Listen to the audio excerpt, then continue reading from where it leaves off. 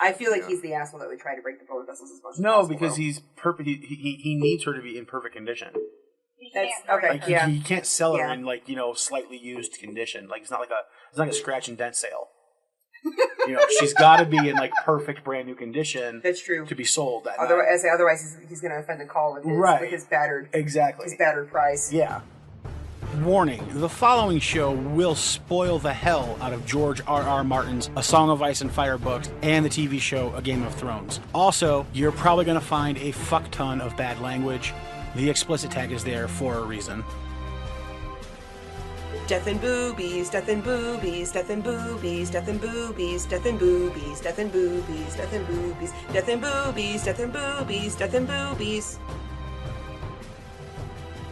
Welcome back to the Ironwood Network Book Club. I am your host, Maester Ironwood. With me today is Wyvern and Widow Wolfsbane. Ladies, how are you doing? Are you ready to discuss Dany Chapter 1? I am. I definitely am. Okay, ringing endorsements. Lots to say. Excellent. Okay. All right, so we finally meet up with Daenerys, who is supposedly a very important character. Supposedly a very important character. Is pretty damn important.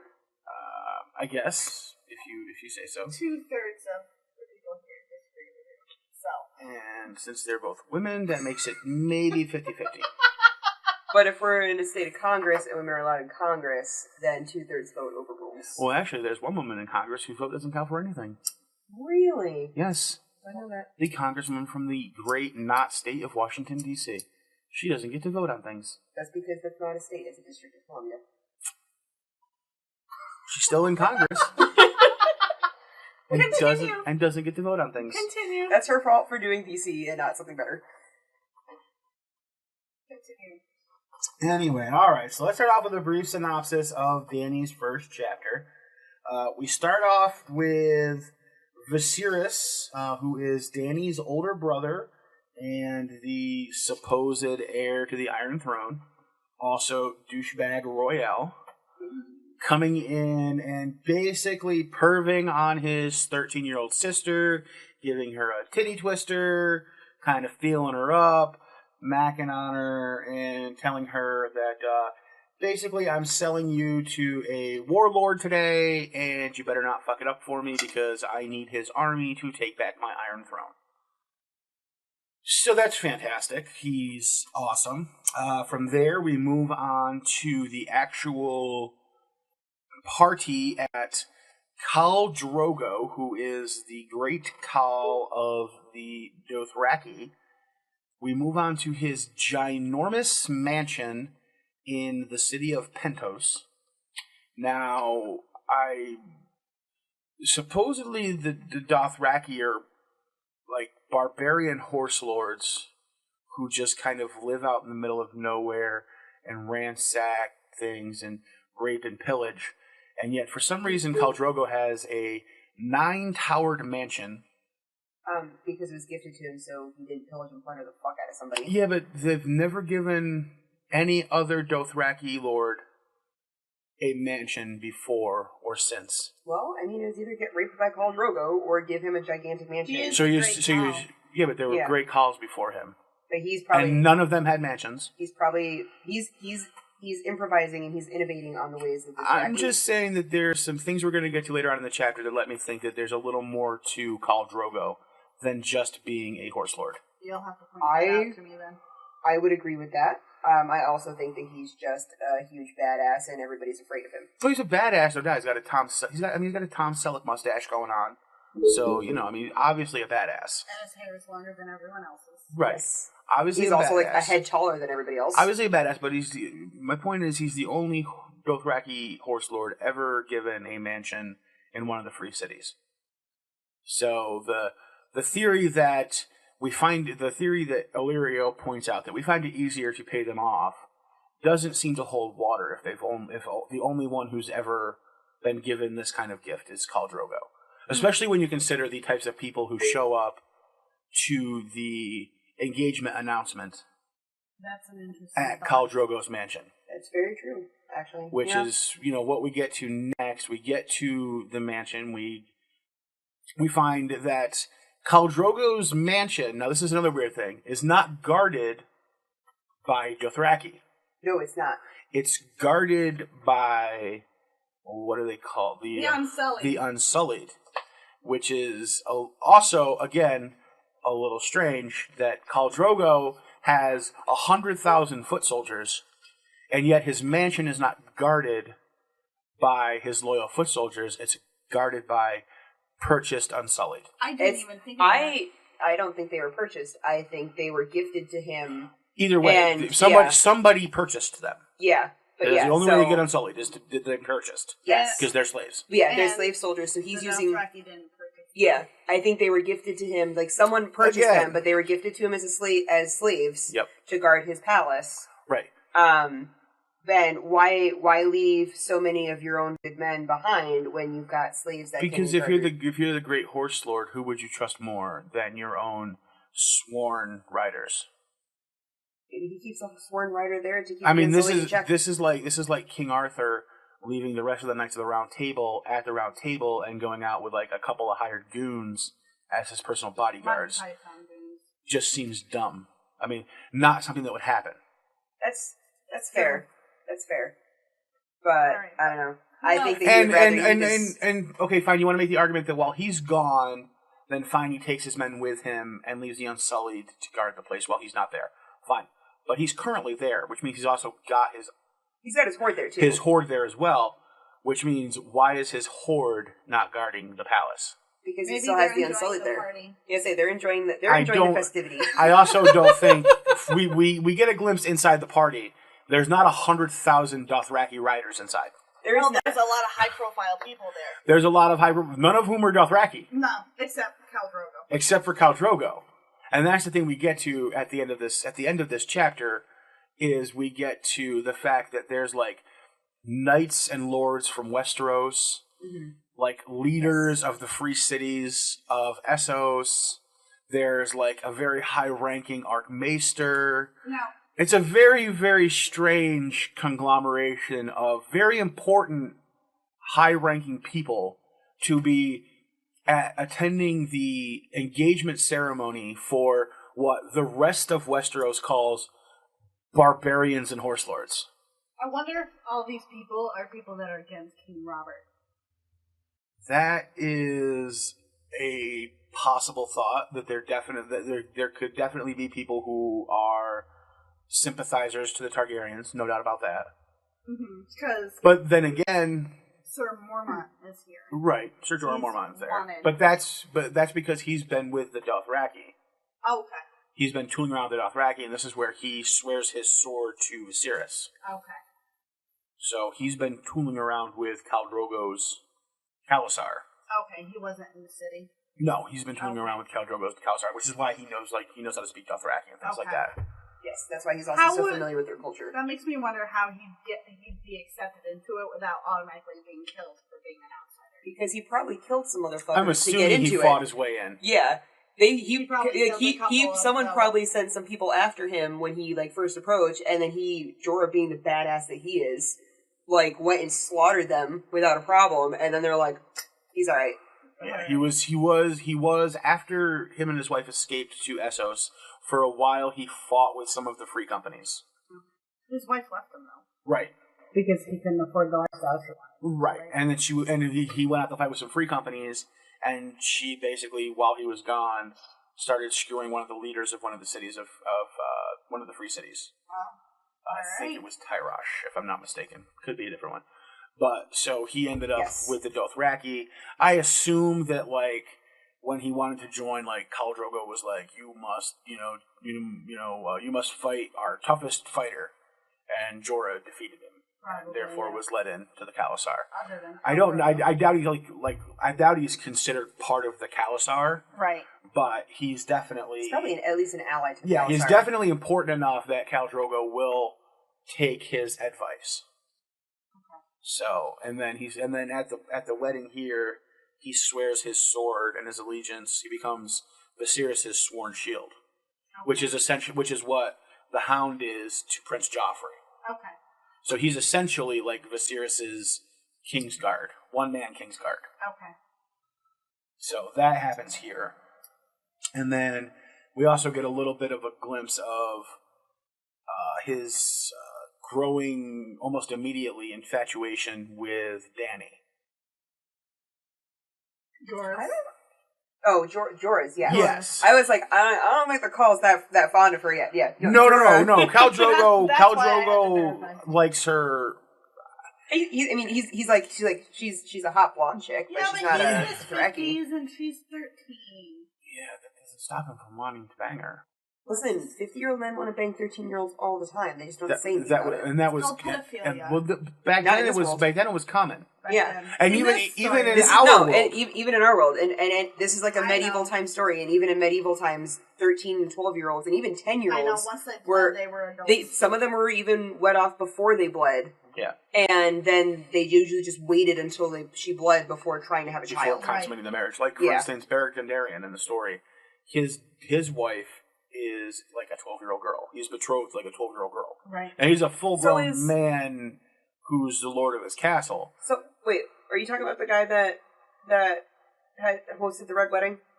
No, Because he's married. That's He's married to like a Well, 12-year-old no, too. he's just a disgusting old man. He is a Beric just Dondarrion, disgusting the old one, man. the one who That's leads, right. the one who Ned charges with finding the mountain and bringing the King's justice to him, Oh, and yes, ends up yes. dying over and over and over again and coming back to life. Yes.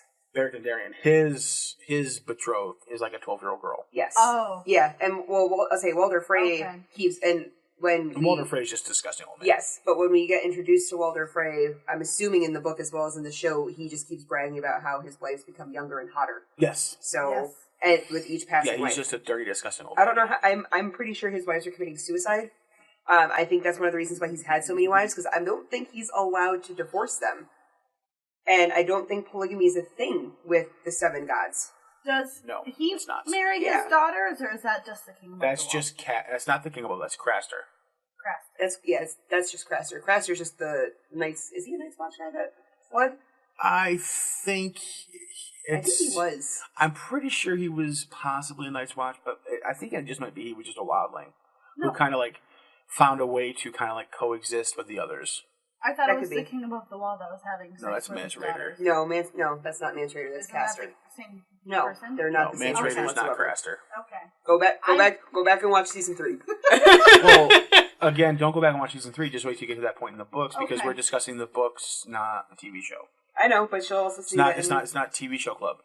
I want it to be TV show. Yeah, but it's not. Book There's. club. Yeah, but it's not TV show club. This It's is the book club All right, fine. it's because book the club. books are so much more interesting. They're so much more interesting. I But I will, mean, I will yeah, figure it out. yeah, no. Craster and Mance Raider are not the same person at all. No. Not at all. So, who are all these young women Walder Frey is marrying? Just women from around. Okay. Probably yeah, like like- his vassal. Vassal Peoples. houses and stuff Okay, like that. I thought they were his daughters. No, vassal No. houses, and then probably like, oh hey, that peasant girl's hot. I want to bang her. Murder his wife, marry the peasant girl. I mean, he can marry whoever the hell he wants. He's a lord of the house, so he can do whatever he wants. Yeah. So he doesn't have multiple wives? No, Nope. they're not allowed in the Faith of the Seven Gods. I thought he had multiple wives. No, he just has like 80,000 children because he's had like 12 wives. He must have them murdered. They're either being murdered or they're committing suicide Or because they're married to dying that in guy. childbirth. Or they're- yeah, because or they're dying so childbirth. young, they're dying in childbirth. That could probably. be. All right, So. back to the party. And what we get is discussion of Viserys and his desire to take back the Iron Throne, and the fact that he's basically selling Dany to Khal Drogo Can we just talk about Viserys for a moment too? through Illyrio Okay. to get an army of Dothraki to go to Westeros and take back his throne. Yes. So, and that's the thrust of the chapter. That's what we're left with. And that's all the is series ever talks Yeah. about. Danny's first chapter is basically about Viserys and how much of a douche Viserys is. So there's that, and Yep. Viserys' And plans. we do get a little bit of Dany's backstory about how she grew up in Bravos in a house with a red door, with a lemon tree in the courtyard, even though we're told multiple times later on in the books that fruit trees like lemons and oranges cannot grow in Bravos, and yet somehow She grew up in Bravos with a lemon tree outside of her house. I was going to ask you that, but I didn't know if that was one of those things that we can't discuss yet. We don't even have an answer for it. Even right. all we citrus know is that Dany grew up in Bravos. She's told in Bravos at a house with a red door that had a lemon tree in the courtyard, and yet we're also told multiple times, including Arya's newest Mercy chapter from the Winds of Winter that was pre-released, that we're told one more time that citrus trees cannot grow in Bravos. Maybe they imported soil or something and had they can't grow. So she was somewhere where she thought she was. So the idea is that she's been told that she grew up in Bravos because she wasn't able to remember. She just remembers the tree and the door. But that's about it. But she's been told by her brother her whole life that it was Bravos. And she could have been somewhere completely. We're led to believe it can't possibly be Bravos. It could very well be Dorne. Because citrus trees, I mean, if you look, Bravos is very, very far north. It's a very cool, cold climate. So citrus trees can't grow there. Yeah. I mean, it's more north than King's Landing.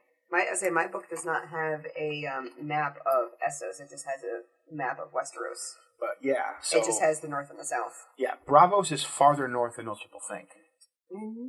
That's interesting. So, I did not know that. But yeah, so we're led to believe that she might not have actually grown up in Bravos, and therefore there might be more to her story as to where she actually grew up and the circumstances of her early childhood. George, write the fucking books already. Give us some answers. Seriously. Yes, please. Need to have it. We're dying over here. We're dying faster than you are. Oh dear.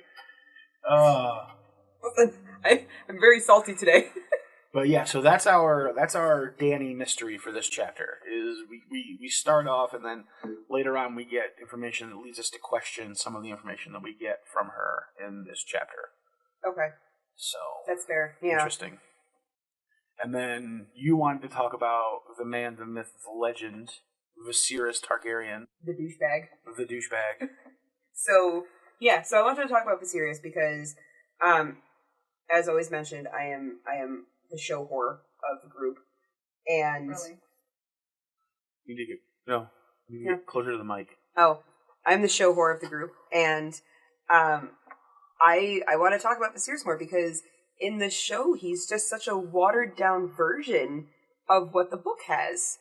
So in the show, I mean, they show him like roping his sister and telling her that, you know, don't piss me off because you'll wake the dragon, make sure you do your job right and make sure the call wants you and whatever. But he doesn't give her the titty twister. He doesn't kind of throw her around more or less. Like he kind of he grabs her by the arm and shakes her a little bit kind of thing to get her into submission for meeting the call and everything when they're at the call's palace. And in the show version, he just kind of he grabs her arm and talks to her about how he'd let the whole army fuck her just to get back to Westeros and get back to his kingdom. But the book explains it so much more of what he actually did and that he hurt her so much more than what the show kind of lets on. So he's so much more of a dick. And I feel like part of that is because he's... I'm not even sure how old he is. I think he's at least in his late teens or 20s kind of thing. And he's never killed anybody. He was 8. He was 8 when she ran away. Yeah. When she was a quickening in her mother's womb. She's now 13. So he's in his early 20s. Yeah, so he's in his early 20s. Yes. So he's in his early 20s, and he has not, killed anybody, like how Robb Stark is already, shown, he's fought in battles and stuff like that, and he was a trained knight and everything like that. Viserys never had training when he was growing up. He probably did until he was 8, he probably had training until he was 8 years old when his dad was still in power. But then after that, he didn't have any training or anything. So he's always got his hand on his sword, he's ready to fight.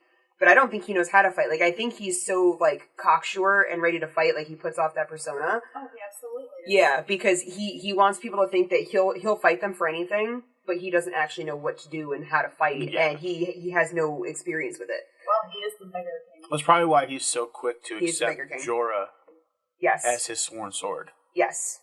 I would agree with that, too. Someone to actually fight his battles for him, because he probably can't do it himself. He would be one of those, because Ned would probably never choose a champion if he had to.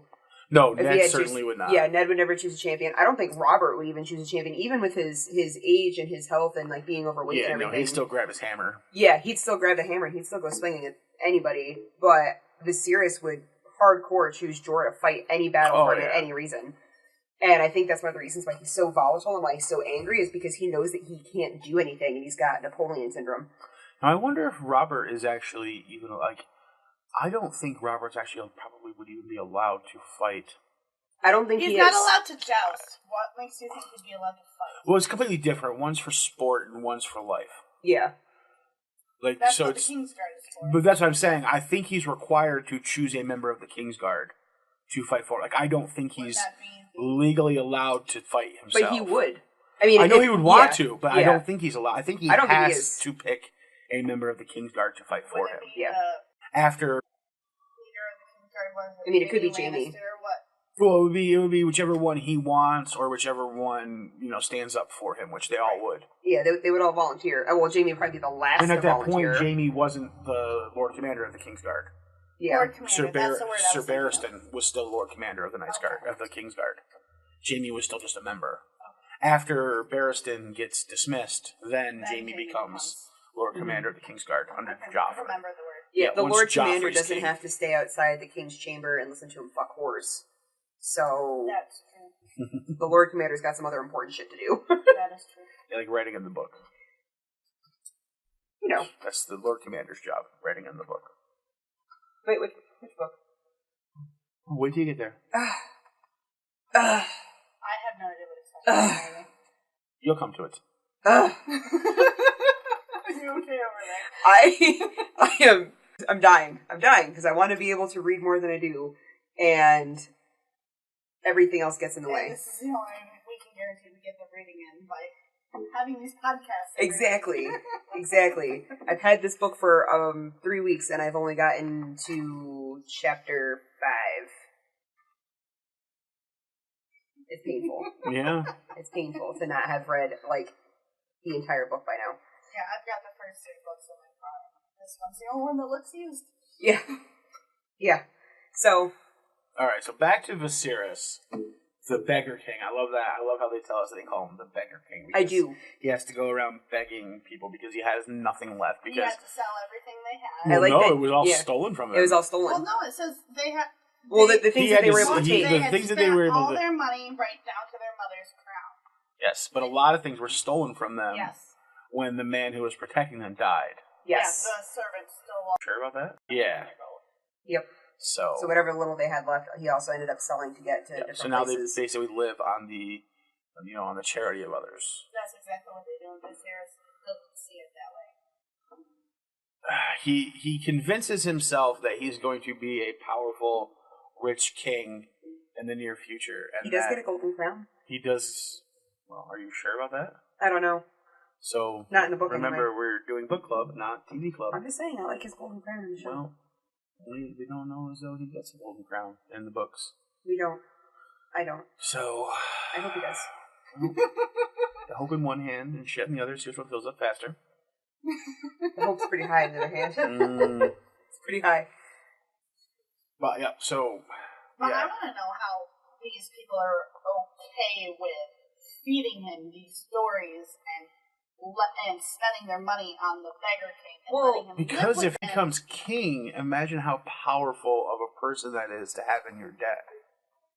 Yes, but just look at Tywin Lannister, who's loaned so much money to Robert and the crown. Yes, and how what a position of power that gives Tywin Lannister in the realms. Now imagine being the person who, when Viserys had nothing and was out on his own and needed, just the basest of help. You'd be his best friend. You would be, the debt that he would owe you when he became king would be phenomenal. You would be like Illyrio, would be like named like Hand or, master of coin or But something. There's a section in this chapter that even makes it look like Illyrio doesn't believe half the shit that comes out of Viserys' mouth. He doesn't, but he doesn't. He doesn't want to listen to him complain and bitch and whine. But and moan. he knows that if he actually gets Khal Drogo's help, that Dothraki could help him take Westeros and take the throne. Viserys is out of his There's life. also theories that Illyrio doesn't give two shits about Viserys and is actually helping out a different potential Targaryen retake the throne. You haven't gotten there yet. So Illyrio may not be as into Viserys or Dany as it seems. I don't think So is he hoping they get killed off by the... That's a theory, is that they're hoping that Viserys and Dany just don't make it out of this, and it's just kind of like they're using them at this point to kind of like push certain plot, like little machinations that they've got going on behind. Maybe they're just giving them to the Khal in the hopes that they never come out of the freelance. Correct. See, Alright. I don't know, but yeah, like I think Illyrio just doesn't want to listen to. Like he's encouraging Viserys because he doesn't want to listen to him, and he doesn't want to be the person that destroys his bubble. Like it's easier to listen to him be hopeful about it than it is to have to deal with him being miserable and upset about it. The dragon. Yeah, exactly. Then waking the dragon. And I love that line, but that's just absolute bullshit because Viserys is such a pussy. He is. He would never be able to kill anybody. But like even here, like on my book on page 28. Like, after telling him that women are sewing dragon banners and, they're waiting for his cross or whatever, he gives a giant, massive shrug. And then he's just kind of like, or so they tell me. As in, like, I'm making this shit up, and I'm not, like, no one's actually told me this. Here, let me rub your ego and go the fuck away. Let me placate your ego a smidgen and make you shut the fuck up because you're getting anxious over nothing because you're a whiny little bitch. And then he's sitting there saying how he'll kill the usurper himself, and he's never killed anybody, and he doesn't know how to kill anybody. Usurper? How's it pronounced? The usurper. What did I say? Usurper. You can say it either way. It sounds weird no matter usurper. which way it's said. Yeah, I always say usurper, but you can say it either way. Doesn't really matter. We get the idea of what it is. Okay. Let's see. We do get one of my favorite lines. The dragon remembers. I'm very big on finding things in the book that remember. The North remembers. The North remembers. The free folk remember. We learn that from Ygritte later on. Yeah. The dragon remembers. Yep. And House Royce, who sends trueborn sons to be part of the Night's Watch, their words are, we remember. So what do they all remember, though? I'm very clued in to things that specifically remember. Because it's more than just like we remember bad things that happened to us. Like they specifically remember something historically important. And it's going to be shared with us later on. Has to be. It has to be. But yeah, I'm very clued into things that remember, which also lets me believe that there's some sort of an ancient link between the Targaryens and the Starks. Yeah, but because the dragon remembers, the Starks remember. I mean, are those words that Viserys was told as a child, or is it just something he started saying? Well, what if they came from the same family and they split off? The Targaryens and Starks. Well, there's extremely different genetic. There's theories that the Targaryen or that the Valyrians, specifically the Targaryens, were actually first men before they went and founded the Freehold of Valyria. So they're the elves of the Valyria. So they would have been over in Westeros at the very beginning with the people who were, are now like the long ancestors of the Starks and other non-Andal houses, like the Royces are first men house. Mm-hmm. So, but the Targaryens marry their brothers and sisters. They don't. Which means that they could have started out looking exactly like the Starks, and then all of the genetic inbreeding and mutations would cause them to fuck themselves up. Yeah, genetic mutations do that all the time. It doesn't always just cause cancer. They would have a lot more mental issues. How do you think the Mad King started telling people that they need to burn them all? I don't know. He's inbred. I think Bran told him. Like albinoism. I think Bran told him, but I do think Bran told him too. That's much for but as of this chapter, I think that As everyone remembers, the Targaryens and Starks very well could have come from the same couple ancestors, the same ancestral group. And when the Targaryens started inbreeding everybody, genetic inbreeding causes outrageous health problems. It causes genetic mutation. It causes those mutations to be pushed further and further along. So that's where the violet eyes would come from. That's where the platinum blonde hair would come from. That's where any type of genetic and physical and mental abnormalities would come from. They had the look well before that. I'm just putting that out. No, there. I'm just saying in the world book. Yeah, the World of Ice and Fire, the encyclopedia essentially. They have that there. They've already have that look. Okay. Well, the science still stands, but it's just not accurate for this certain It's Game of Thrones. I would love science to see a violet eye mutation in somebody. And that is a real thing in this. That is a real thing. Never seen. No, in real life. Yeah, it is. That is a real thing in real life. Yes, that is a real thing. Google that shit. I'm gonna Google that shit. We are huge fans here at the Ironwood Network of Googling that shit. Just putting that out there. That is our house word. And also, Google that shit. Please, people, don't take everything you read on Google from a Google search as fact. Yeah, do some actual, in-depth research.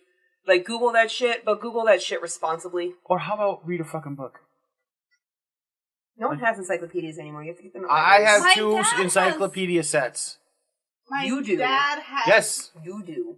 Not everybody. Almost nobody has them now. My dad has the Britannica. Encyclopedia Britannica? Yes. From the 1800s. Leather bound. I think those are slightly out of date, dear. But they're still encyclopedias. they're still a little out of date. But they're fun to read. But yes, I have encyclopedias. I've read the encyclopedia cover to cover. From A through Z. Does that shock you at all? He's not actually a virgin, you guys. I happen to know this. Not even a little bit. He's read the encyclopedia cover to cover, 2 different sets, but he's not actually a virgin. That's because I don't play Pokemon, so... That's true, that doesn't take up the rest of your time. Shots fired at Pokemon fans. Shots fired at one of our current mutual friend/sister's ex-boyfriend. He's never gonna listen to this. So I don't think they understand what you just said at all. Alright, we've talked about everything I want to talk about, and the fact that we talked about Khal Drogo just appears to be... there's one more thing I want to bring up about Khal Drogo. Khal Drogo, for some reason, in his mansion. Now, what would you imagine that a Dothraki horse lord, if they were to have a giant mural in their house, what would that mural be of?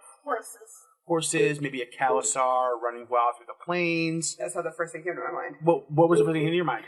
Alright, so I'm going to put this out there.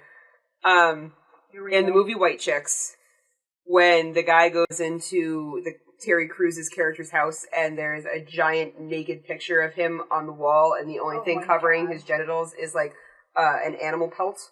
Okay, so just because you're just imagining a Jason Momoa giant life-size picture naked on the wall. Yes, pretty much. So, okay. But that's what I would think that Khal would have high enough self-esteem and high enough ego of himself that he would just kind of pose there naked and have a horse head where his package would be. And or maybe just a horse dong. I would too. We should have somebody draw that. Maybe who wants to commission that for us? Laying there. Yeah. Anyway, okay. I mean, long in the face doesn't just have to be in the face. What we can agree is that what he should have a giant mural of is not what he does have a giant mural of. Yes. Because for some reason, Khal Drogo has a giant mural of the Doom of Valyria. Yes, he does. I didn't catch that. Oh yeah, it's over. He's got a giant mural of the Doom of Valyria in his mansion, which seems a little odd. I think that's one of the reasons why he has. Well, I mean, if the mansion was gifted to him, it might have come in the mansion already. He might just not have taken it down. I mean, there's a small possibility of that. There's a small possibility of that. You would think that what do you do when you buy a mansion? You decorate it the way you want it. Is it a tapestry? Maybe he's not there enough to care. Or is it painted on the wall? I think it's a mural painted on the wall. So maybe he just hasn't taken it down because he hasn't. He's probably not there often enough that it really bothers him that much that he would need it taken down or covered somehow. Is my guess too. I mean, if he's out pillaging and plundering and doing other shit, I mean, he probably only spends a couple weeks a year Yeah, but you would think that he would want, like, you know, like... Stained glass. Yeah, you would think that he would want, like, something... Especially, okay, so it's stained glass, which is visible to the outside as well. Yeah. So, you would think it would be even, like, a scene depicting one of his great victories. Maybe he just likes the fact that it's the Doom of Valyria and that people are dying. But how would he know what the Doom of Valyria is? So it's the Doom of Valyria. He seems like a pretty well-educated dude in himself anyway for a horse lord. Right, exactly. Yeah. You're feeding into my point here. He seems like he's well-versed in things beyond what horse lords are versed on. So I know this isn't the show thing, but in the show he states that he doesn't know how to speak English. Right. But he you mean common tongue? Yeah, common tongue. Like, he doesn't know how to speak common tongue, but he very, very clearly speaks common tongue in a couple different spots, enough to know that he knows that to basically show that he can understand it. He just chooses. Mean because he says No. Because the people who write the TV show can't seem to remember their own TV show. Well, that's true. That they've written 3 episodes earlier. That's true. So. But in the show, in the Golden Crown episode, in episode 3, he leans down and, like, no one told him to say this. No one told him how to say this. He leans down in front of what's-his-face and tells him a crown for a king. Yeah. Well, and again, you're talking about a show that tries to tell us in the most recent season that Jon Snow looks nothing like Ned Stark. Or has Tyrion tell us that he charged through the mud gate at the Battle of Blackwater when he went around through the sewers and attacked at the backside of the people trying to burst through. So the TV show, this is why I don't take the TV show for canon for anything, is because it's nonsense and they forget half the shit that they write. But also, think about it, at this time, for half the shit George wrote too.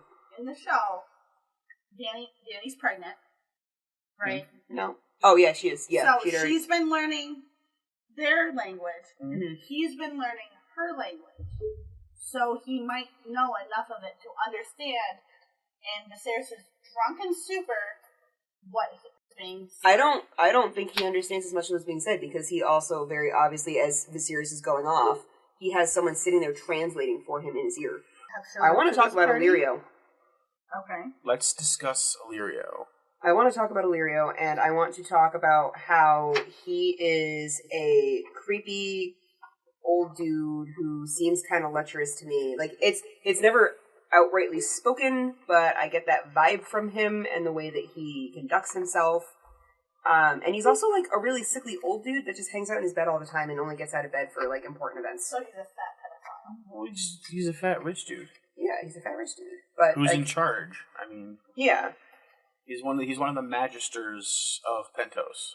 I feel like one of the reasons that he has Viserys and Dany in his palace too is that because since he's so bedridden, like, them walking around him with the ego and tiny cock syndrome that Viserys has, if the servants were ever to do anything that Illyrio would not like, Viserys would probably call them out on it without a problem and would rat on them in a second.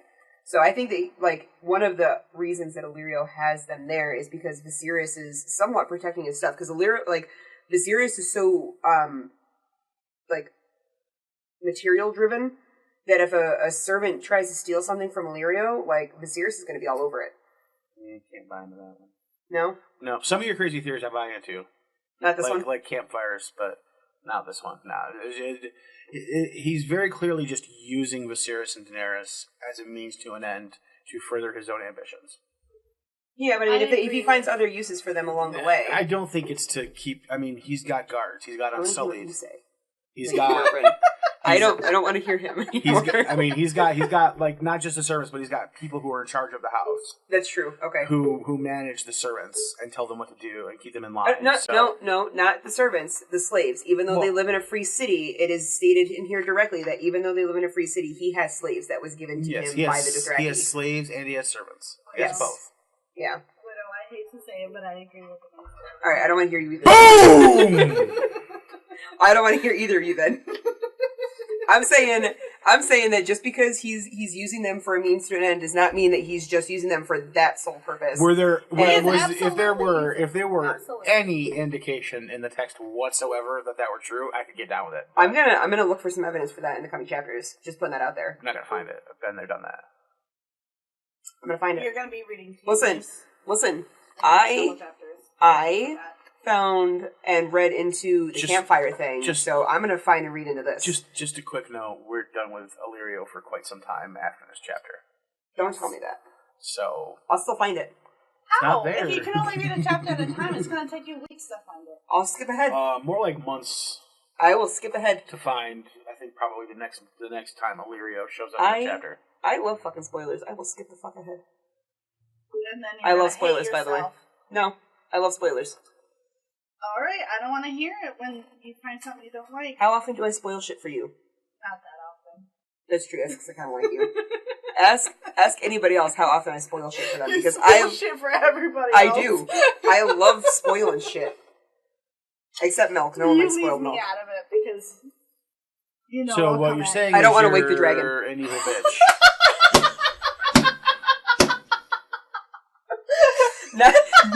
Not gonna wake the dragon. Oh, if you could have seen the over-exaggerated wink and cool guy finger point on that one, holy shit. You might have thrown up. We should occasionally we should actually like video record this, but I feel like if we're gonna video record it should be something slightly more program oriented, where we have like a set of things, so that way we're not wasting tons of video. Sure, like maybe eventually I'll put like a GoPro there and a GoPro there, and there we you can go. Record it. Oh, both sides. Eventually, Oh, both sides do it. That was good, honey. You're welcome. Good. You're going to be on a fruitless challenge to find that evidence because it's not going to be there. I've seen a shirt of things about people extrapolating conclusions from incomplete data, and I'm one of those people. This is not incomplete data. This is just non-existent, fictitious, made-up. I will make some alternative facts out of this. I will make some alternative facts. The alternative facts is that Viserys is helping keep Illyrio's people in line since Illyrio's all bedridden. How? He's too busy giving his sister titty twisters. No use. He's busy giving his sister titty twisters. Although I'm surprised he hasn't actually slept with her yet, and I'm actually. Because she hasn't flowered yet. She has flowered. Yes. She is blessed. Oh, well, it's because he can't. It's because he can't because he's selling her. Yeah. And if she's not a virgin, then no selling one's her gonna no value. Yeah. I mean, let's be honest about that. I mean, once a woman's had sex, she's of good no use to anybody. So. Yeah, after you stretch that shit out the first time, it never goes back. You gotta slow down your speaking. You start to slur your words together. I do that. Oh my goodness, but no, Viserys is... I'll remember that one. Oh god.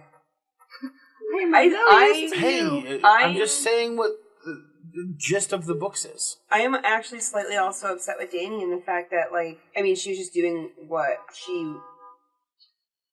The fact that she's useless? Well, no, I was saying she's a 13-year-old girl. She's 13. Lay off, all right? Arya is younger, and she's way less useless. Okay, Arya also has both her parents, and she grew up in a stable home. Dany has been running around following her crazy-ass brother, who's a piece of shit, all over towns and cities that Sansa is also really useless, and she had both of her parents, and she's still useless too.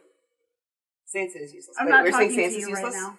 Sansa's definitely useless. Who did you say, though? I heard Sansa's useless. Yeah, Sansa's useless. Yeah, she's useless. I'm not talking. Good, because she's useless. She's useless and she's a rude-ass bitch. Her and Dany are the two most useless characters in the entire book. High five! Oh my goodness. Alright, so... But do you disagree that Sansa's useless?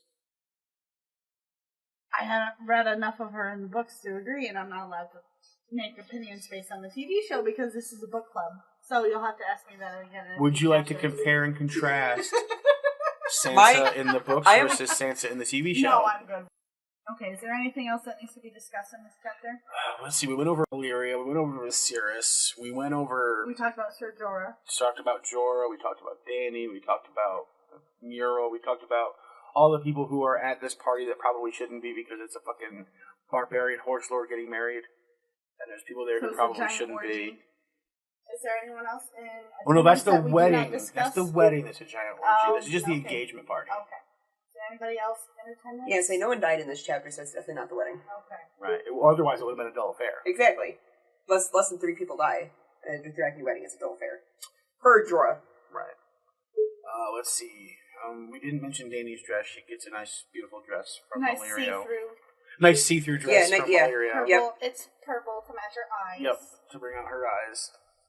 Yes, and she has boobs, and she has to make sure she shows them off. Well, she doesn't have to make sure she shows them off. Did you read the last sentence? Viserys and Illyrio have to make sure they show them off so the call likes them. Did you read one of the last sentences? Yeah. Stand up straight, let him see that you had breasts.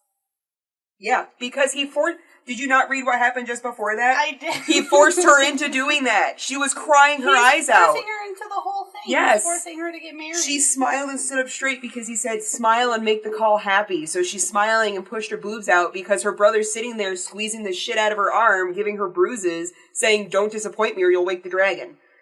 She didn't do that. Viserys did that with his hand on her nipple. Also, I just want to point out, why can't you see the bruise on her nipple? Because, I mean, he obviously would have... I feel like she would have a bruise. The dragon, maybe she doesn't bruise. I mean, she can take a scalding hot bath and not have any burn marks. I mean, that's fair. I don't think they ever discuss bruises on Daenerys. Chafing and shit later, sure, after she's been riding the horse, but I don't know about bruises.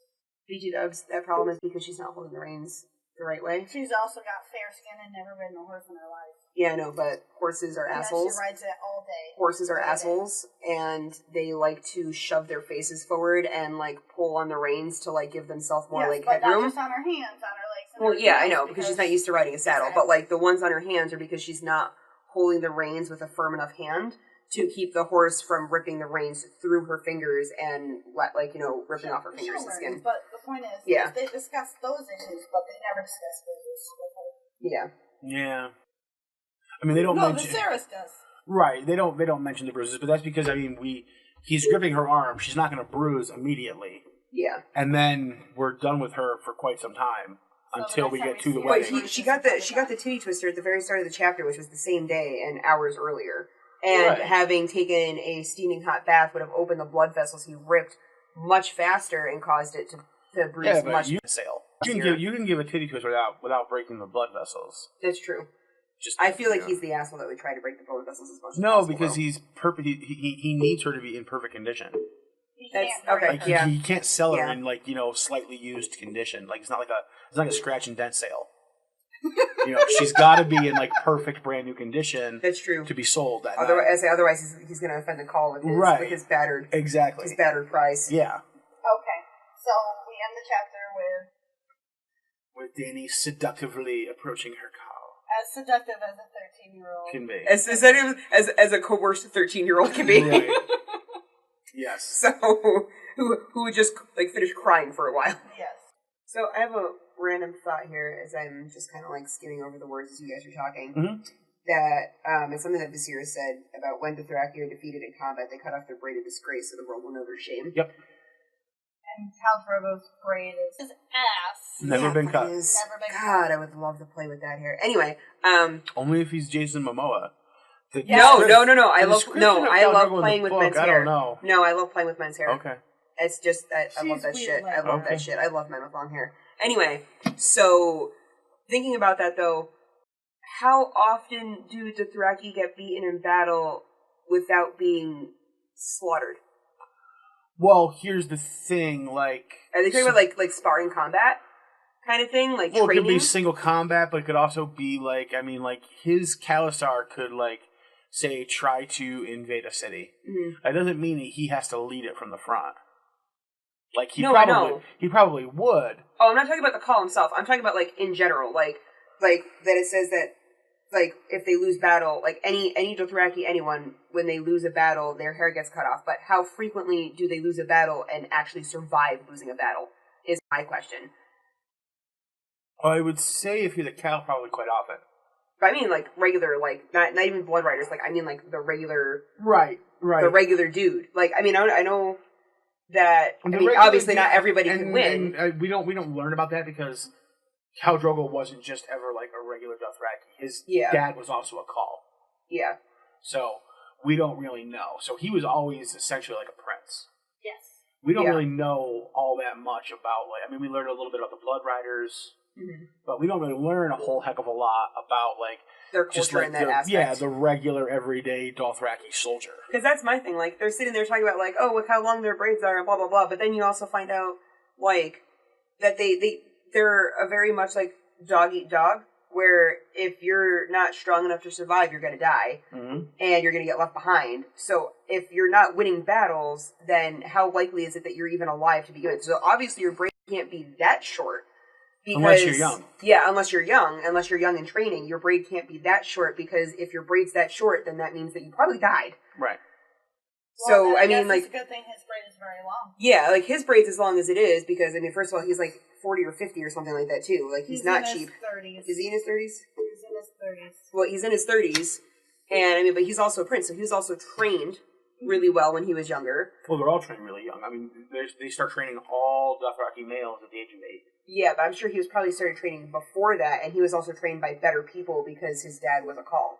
So it's like Robb Stark versus, I don't know, Sam Tarly. Like, Sam wasn't ever trained. He should have been. Yeah, he should have been. Because that's a bad example, because Sam should have been trained. That is a bad example. But he was too fat, so his daddy wasn't going to train him. Sam should have been trained because he grew up in a house just as prominent and powerful as the Starks. Because he was the firstborn Perhaps son. even more so, to be honest with you. Wasn't Sam Tarly the firstborn son? He was the firstborn, yeah. He was.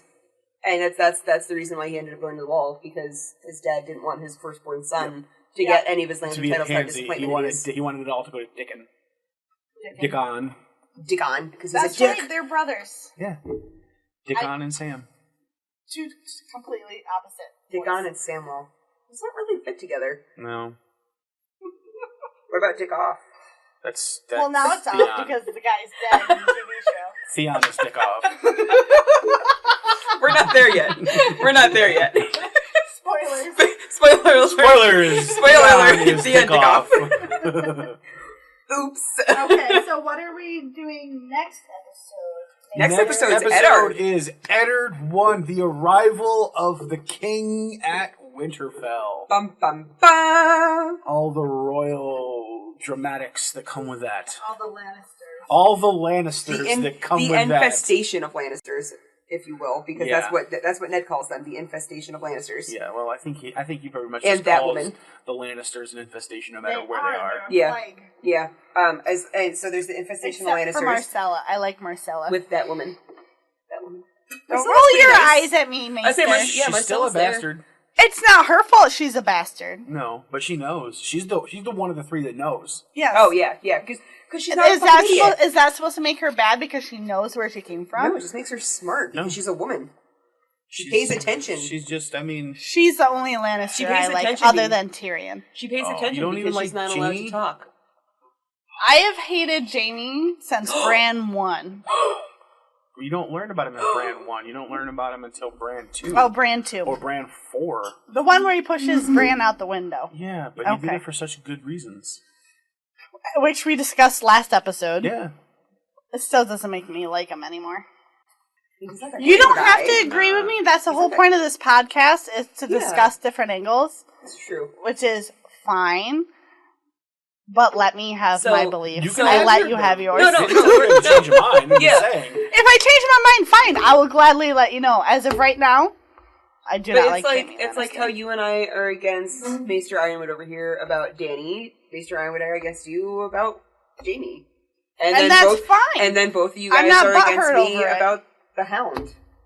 And that's fine. I'm not butthurt over it. I still love him. I think the Mountain's worse than he's a great character. Yeah, that's why I love him. Oh, he's a great... no doubt he's a great character. He's just a shit person. He is a shit person. So we don't disagree. I think the Mountain's worse. But we disagree on the fact that I love him.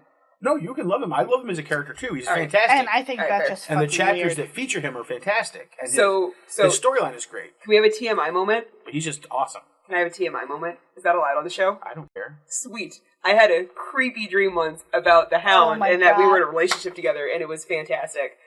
Did you light fires for him? No, I didn't actually. We didn't have fire. We had other. I don't know. There's something else, but it was like a modern day type deal, and he was just outside, and I had to like knock on the window, get his attention, and he was just like, "What the fuck do you want?" No lit candles. No fire in the. He doesn't like fire, for shit's sake. Jesus I know, Christ. but that's why. Why would I torture him like that? I actually like him. Because that's you. I don't torture people I admire. God, I torture people I don't admire. Oh, shit. Oh, please. I do like. I mean, that's not fair. I do sort of torture people I admire. Oh, thanks, an avocado. Yes. Yeah.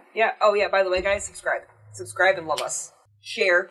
Do lots of sharing. Throw some money at us on Patreon, whatever. I need to smoke and go home and go to bed so I can work tonight. Thank you all for listening. Have a nice time. We will see you next time here on the Ironwood Network Book Club. Bye. See you next week.